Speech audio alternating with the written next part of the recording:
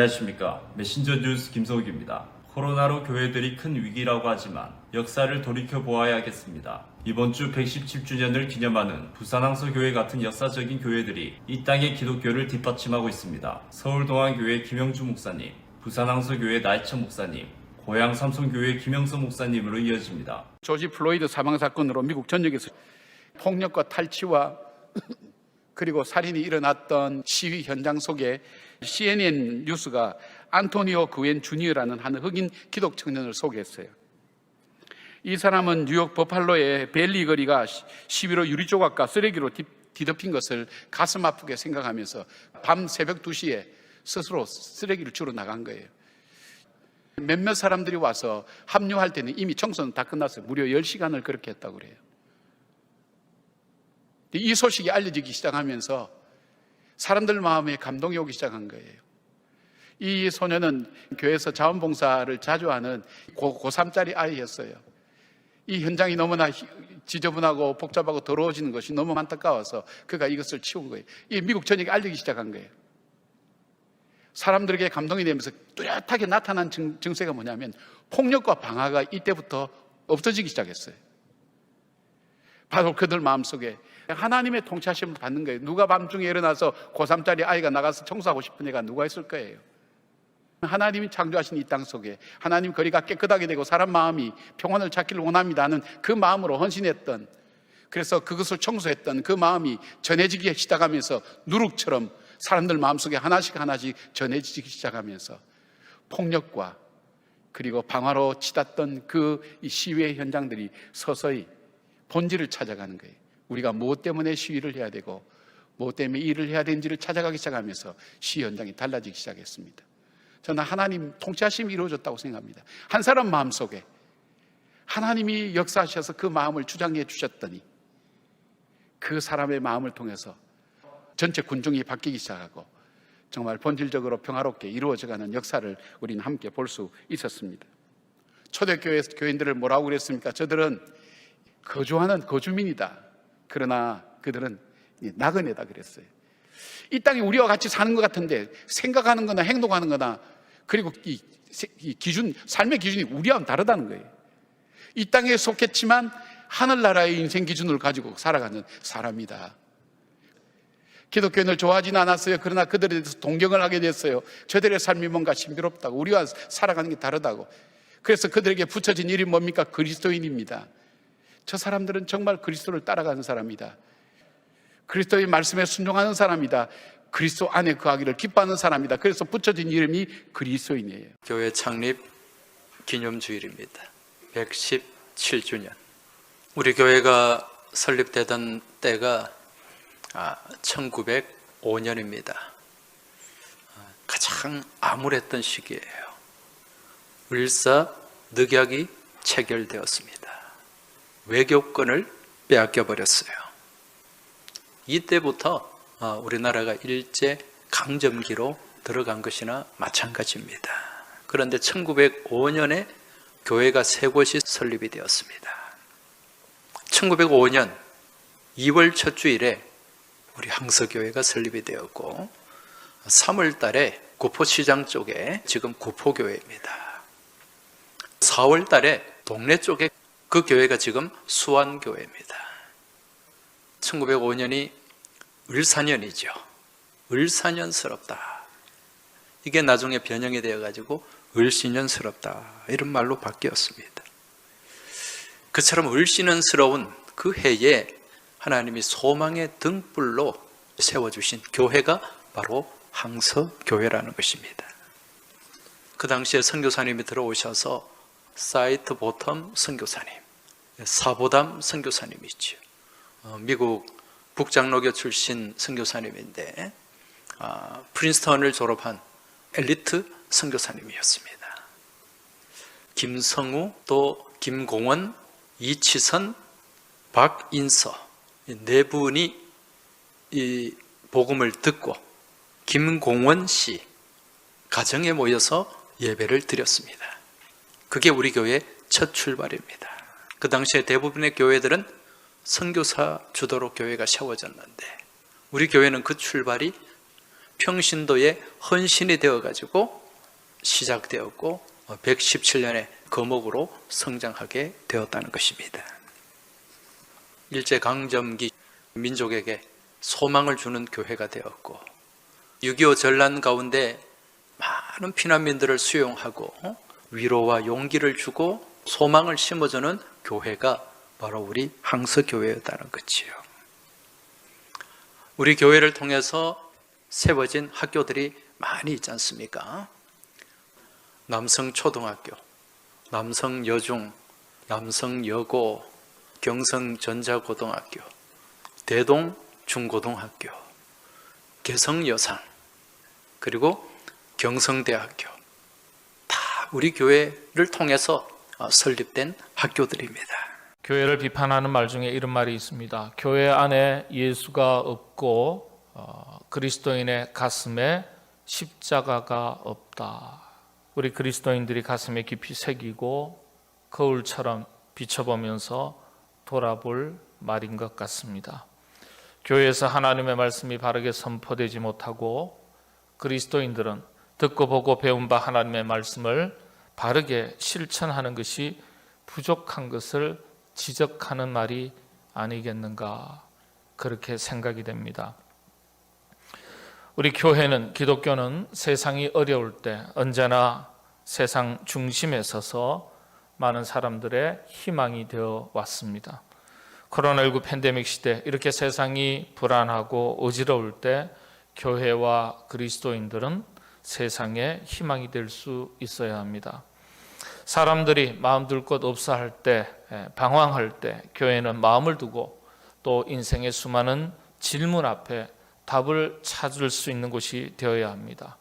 그렇게 되기 위해서 가장 먼저 우리 그리스도인들이 자신의 마음을 새롭게 하고 우리 자신부터 변화를 받아야 합니다. 그래서 성경은 이렇게 말합니다.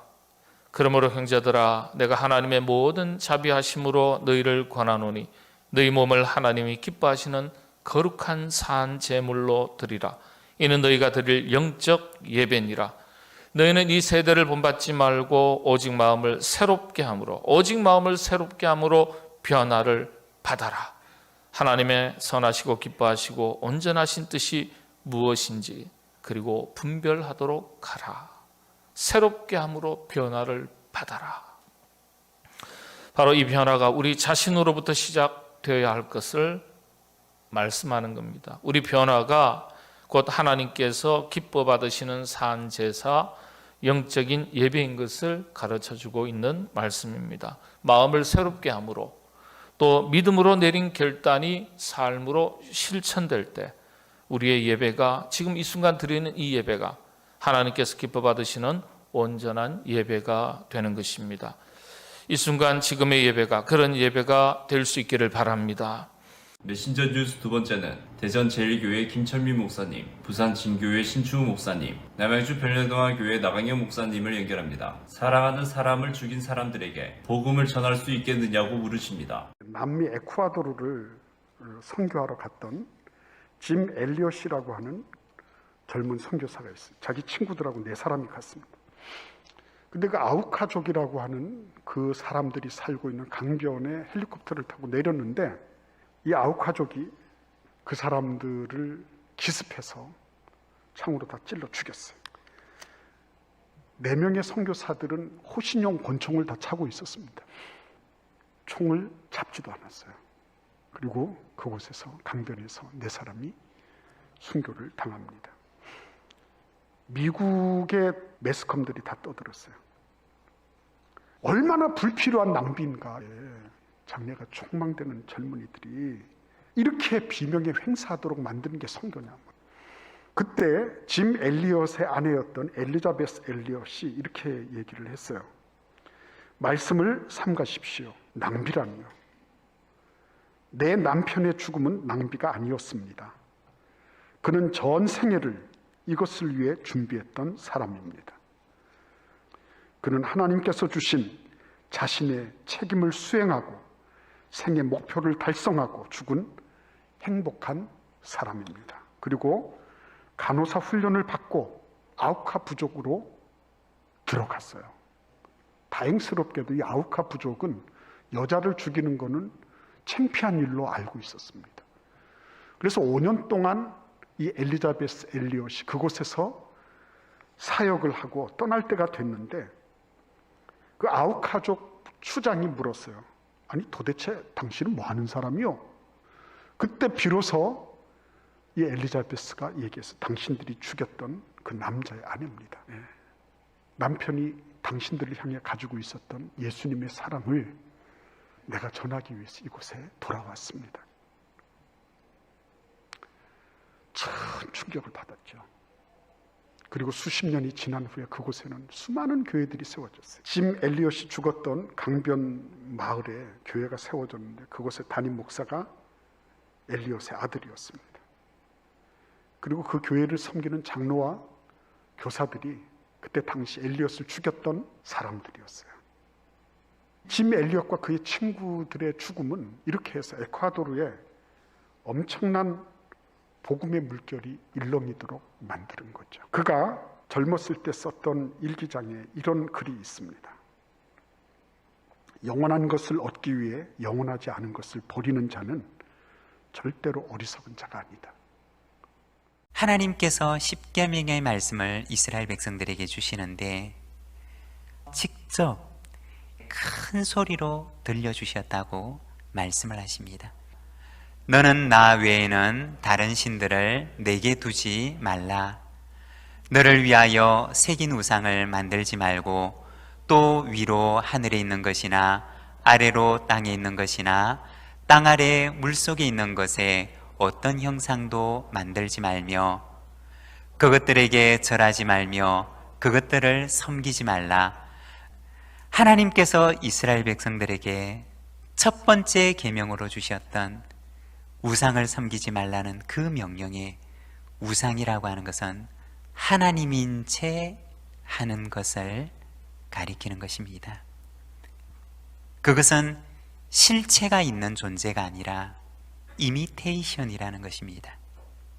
하나님이 아니고 실체가 아니고 그 자체가 신이 아닌데 하나님인 채 하며 하나님 자리에 앉아 있고자 하는 것, 그것이 바로 우상이라고 이야기를 하는 것입니다.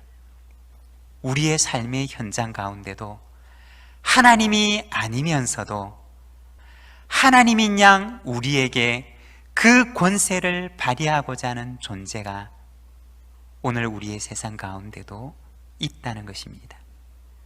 복음은 무엇이냐? 복음은 빛과 같은 것입니다.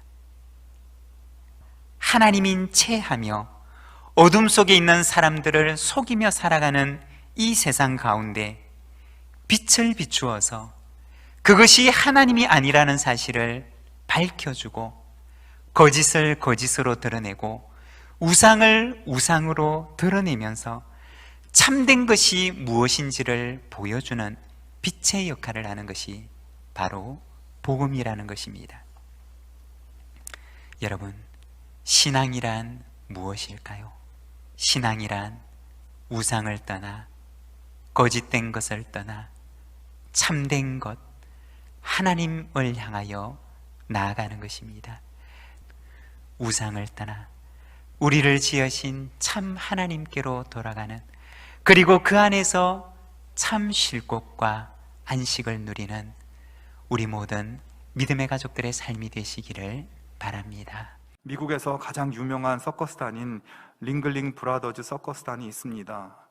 이 서커스단은 1884년에 5명의 형제들이 모여서 공연을 시작했는데 2017년까지 공연을 했다고 해요. 무려 130년 넘게 세상에서 가장 위대한 쇼라는 그러한 찬사를 받은 팀이었습니다. 링글링 브라더즈 서커스단의 수많은 공연 중에 이런 일화가 있습니다. 이들이 뉴욕에서 공연을 하고 있었을 때인데 공연이 한참 진행 중인데 갑자기 정전이 된 거예요. 1분 동안 모든 조명이 다 나가고 완전히 깜깜해진 것입니다. 그런데 하필이면 바로 그 시간, 그 조명이 정전이 된 그 시간에 진행하고 있던 프로그램이 뭐였냐면 조련사 한 사람이 호랑이 4마리를 데리고 묘기를 부리는 그런 시간, 그런 프로그램이었다는 것이에요.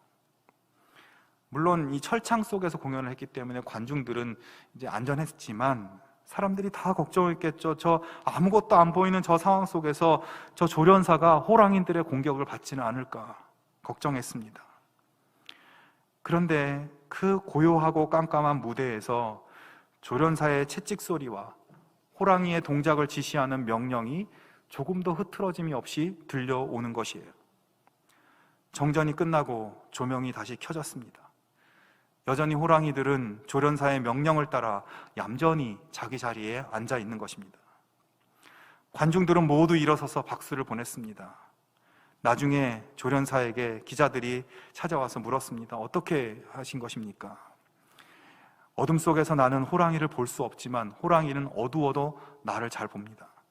그래서 내가 호랑이를 못 보고 있다는 것을 절대 눈치채게 해서는 안 됩니다. 어둠 속에서도 마치 밝은 빛 속에 있듯이 행동을 해야 합니다. 조련사가 어둠 속에서도 호랑이를 여전히 제압하고 살아남을 수 있었던 것은 그 어둠 속에서도 빛 가운데 있는 것처럼 행동했기 때문입니다. 사랑하는 여러분, 어두운 이 세상에서 빛의 자녀로 살아가실 수 있기를 바랍니다. 죄악으로 어두워진 이 세상에 참 빛이신 예수님이 비치고 있지만 우리가 육신의 눈만 뜨고 살면 어둡게만 보일 뿐입니다. 그러나 영의 눈을 들어서 어둠을 밝히는 예수님을 바라볼 수 있기를 바랍니다. 어둠 속이지만 빛의 자녀로 예수님의 생명의 빛을 사람들에게 반사하고 이 빛을 증거하며 세상을 구원의 빛으로 인도하는 그런 삶으로 우리 모두가 살아가게 되기를 주님의 이름으로 축원합니다. 메신저 뉴스 마무리는 경주남부교회 김상준 목사님, 서울 청파동교회 김현준 목사님, 울산 호계교회 김병문 목사님입니다. 코로나 3년째 앞날의 걱정과 두려움에 사로잡힌 사람들에게 처방을 주십니다.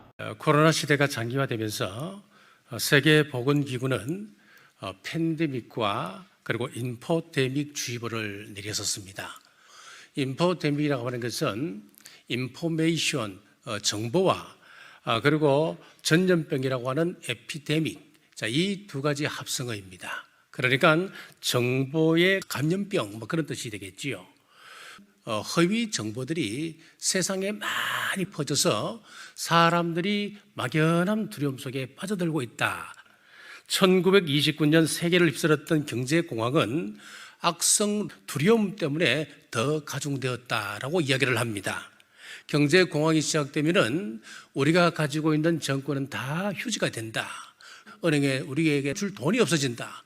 이런 공포가 쫙 퍼졌습니다. 그러니까 사람들마다 은행에 찾아가서 예금했던 돈을 다 찾아옵니다. 결국 경제공황에 빠져들고 말았다는 거지요. 모세가 40년 광야 생활을 마치고 가나안 입성을 앞두고 2세대들에게 지금 설교하고 있습니다. 내가 너희에게 말하기를 그들을 무수하지 말라, 두려워하지 말라. 모세가 그들에게 설교하면서 무서워 말라, 두려워 말라 같은 말 아니겠습니까? 반복적으로 사용하고 있다고 하는 것은 그만큼 지금 출애굽 2세대들이 굉장한 두려움 속에 빠져 있었다고 하는 것을 말하고 있습니다. 그 기적의 역사들이 위기 앞에서는 전혀 도움이 되지 아니하고 과거로 회귀해버린 것입니다. 나의 두려워하는 그것이 내게 임하고 나의 무서워하는 그것이 내 몸에 미쳤구나. 욥이 하는 이야기예요. 하나님, 지금 내 자녀들이 10자녀가 있는데 하나같이 아름답습니다. 저 자녀들에게 무슨 일이 생기면 어떡하지요? 하나님께서 복을 주셔서 동방에서 큰 부자가 되었습니다. 하루아침에 날아가면 어떡하지요? 하나님께서 건강을 주셔서 지금 행복을 누리고 살아가고 있는데 어느 날 병들면 어떡하지요? 걱정하고 염려하고 있었다는 거예요. 여러분, 우리 인생에 있어서도 질병이 닥치지 않을까 염려합니다. 청년들은 구직 때문에 걱정하고 또 장년들은 실직 때문에 걱정합니다. 지금 우리는 불확실한 미래 때문에 걱정투성이 속에 살아갑니다. 오직 너는 마음을 강하게 하고 극히 담대하여 나의 종 모세가 내게 명한 율법을 다 지켜 행하고 좌로나 우로나 치우치지 말라. 두려움의 기원은 마귀입니다. 두려움이 여러분 마음에 임합니까? 예수 그리스도 이름으로 명하노니 내 마음속의 두려움은 떠나갈지어다. 여러분 선포하시기 바랍니다. 성령님 의지하여 두려움을 극복하는 우리 모두 되시기를 주님의 이름으로 축복합니다. 예수님은 구원이 지혜롭고 슬기 있는 사람에게는 비밀이지만 어린 아이들은 쉽게 깨달을 수 있는 복된 소식이라고 말씀하십니다. 그렇다면 예수님이 누구신지를 알지 못하고 구원의 비밀을 깨닫지 못하는 지혜롭고 슬기 있는 사람은 누구고, 예수님이 누구신지를 알아서 구원의 비밀을 깨닫는 어린 아이들은 어떤 사람들일까요? 어린아이와 같은 사람은 예수님을 따르는 제자들을 말합니다. 요즘은 우리가 어린아이들을 귀하게 여겨서 귀엽고 영특한 존재로 생각하지만 예수님 당시 어린아이는 아는 게 없고 철없고 미숙한 존재로 여겼습니다. 예수님의 제자들은 어부와 같은 낮고 천한 사람들이, 그리고 세리와 같이 죄인 취급받던 사람들로 율법에 대해서 잘 알지 못하고 여러 가지로 부족한 점이 많은 어린아이와 같은 사람들이었습니다. 그런데 이 어린아이와 같은 제자들이 예수님을 따라다니면서 예수님이 행하시는 기적을 보고 예수님의 말씀을 들으면서 예수님이 하나님의 아들이시고 그리스도이심을 알게 되었고 받아들이게 되었고 믿게 되었습니다. 그리고 예수님의 제자가 되어서 예수님처럼 병을 고치고 악한 영을 쫓아내며 복음을 전하는 전도자가 되었습니다. 반면에 지혜롭고 슬기로운 사람은 서기관과 바리새인 같은 당시의 종교 지도자들입니다. 이 사람들은 율법에 대해서 잘 알고 있고 선지자들의 예언도 잘 알고 있습니다. 그래서 율법을 잘 지키고 있고 구약의 선지자들이 예언한 메시아가 오기를 기다리면서 신앙생활도 열심히 하고 있습니다. 그러나 이 사람들은 그 똑똑함 때문에 예수님을 따르지 않습니다. 예수님이 율법을 어긴다고 시비를 걸고 예수님이 하나님 행세를 한다고 신성 모독자 취급하면서 예수님을 배척하고 미워합니다. 그래서 예수님이 병자를 고치고 악한 영을 쫓아내며 이적과 기적을 행할 때 남들은 다 놀라워하며 하나님께 영광을 돌리고 찬송하는데 이 사람들은 예수님이 혹시 율법을 어기지 않는지 감시하게 되고 다른 사람들은 예수님의 말씀을 들으며 깊은 은혜를 받는데 이 사람들은 혹시 꼬투리를 잡을 게 없는지를 생각하며 예수님의 말씀을 듣다 보니 복음의 말씀을 들으면서도 깨닫지 못하고 그 내용을 전혀 알아듣지 못합니다. 그러니 예수님을 믿을 수도 없고 구원에 이를 수도 없습니다. 예수님은 아버지와 아들의 관계에 대해서 말씀하십니다. 아버지 외에는 아들이 누구인지 아는 자가 없고 아들과 또 아들의 소원대로 계시를 받은 자 외에는 아버지가 누구인지 아는 자가 없나이다. 아버지와 아들은 공부해서 서로를 알아가지 않습니다. 함께 살면서 함께 대화하고 아들이 아버지의 일거수일투족을 보고 모방하면서 서로를 알아갑니다. 유대인들은 세 가지 중요한 경건 훈련을 해왔다고 합니다. 그것은 구제, 그리고 기도, 금식, 이 세 가지를 통해서 그들의 경건을 쌓아갔다고 합니다. 이 세 가지 덕목에 대해서 마태복음 6장에서 예수님께서는 일관된 어법으로 말씀하십니다. 드러나지 않게 은밀하게 하라. 그리고 예수님은 말머리마다 너희는 외식하는 자들처럼 곧 위선자처럼 하지 말 것을 강조하고 있습니다. 이 외식하다, 이 말은 헬라어로 히포크리테스 이 말인데요. 이것은 연기자라는 그런 뜻입니다. 이 히포크리테스는 주로 극장가에서 쓰여지는 말이었다고 합니다. 배우가 자신이 맡은 대본대로 말하면서 진짜처럼 눈물을 흘리면서 연기를 하게 되죠. 연기를 다 마치게 되면은 언제 그랬냐는 듯이 웃고 즐기는 일상으로 돌아가게 되는 것입니다. 이 연기자처럼 극과 속이 다른 사람들을 우리는 위선자라고 이야기합니다. 외식은 구약의 창세기에서부터 나타나는데요. 가인과 아벨이 하나님께 똑같이 예배를 드렸지만, 제사를 드렸지만은 이 가인은 겉보기 그럴싸한 거짓 제사를 하나님께 드렸습니다. 그래서 하나님 앞에 드린 제사가 아니라 사람들에게 드린 외식적인 제사였습니다. 그래서 하나님께서는 이 가인의 제사를 받지 않으시고 중심으로 드린 아벨의 제사를 받아주셨던 것입니다. 신약의 대표적인 위선자 하면 가룟 유다를 우리는 들 수가 있습니다. 가룟 유다는 마리아가 예수님을 위해서 과감하게 옥합을 깨뜨릴 때 왜 그것을 가난한 사람들에게 나눠주지 않느냐 하면서 위선을 떨었습니다. 그러다가 결정적인 순간에 예수님을 은30에 팔아 넘기고 말았던 것이죠. 주님은 사람에게 보이려고 그들 앞에서 너희 의를 행치 않도록 주의하라고 말씀합니다. 이 세 가지 외식, 구제하든지 기도하든지 금식하든지 주의할 것은 다른 사람의 눈에 보이려고 하지 말고 하나님께 보이도록 은밀하게 하라, 이렇게 말씀하시는 것입니다.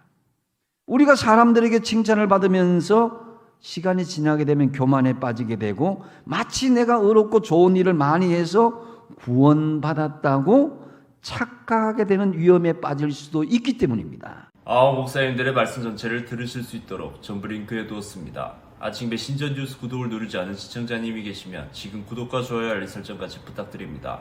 다음 주까지 안녕히 계십시오. 메신저 뉴스 김석입니다.